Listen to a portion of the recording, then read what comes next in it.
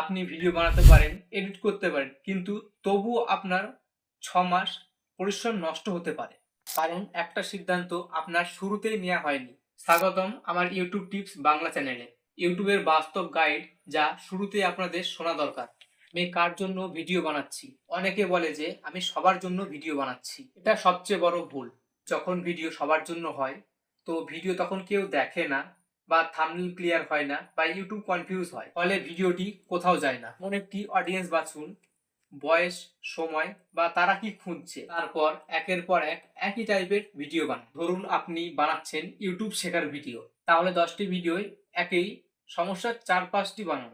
যেমন thumbnail, script, title. অনেকে একদিনে শেখায় থাম্বনেল কিভাবে বানাতে হয়, পরের দিন আবারও করে কি মোবাইল রিভিউ বা আর অন্যান্য ক্যাটাগরির ভিডিও বানায়। এতে চ্যানেল মারা যায়। এই ভিডিওতে যদি আপনি কিছু শিখে থাকেন, তাহলে ভিডিওটি লাইক করে চ্যানেলটিকে সাবস্ক্রাইব করুন, এরকম আরো ইউটিউব নতুন নতুন টিপস পেতে।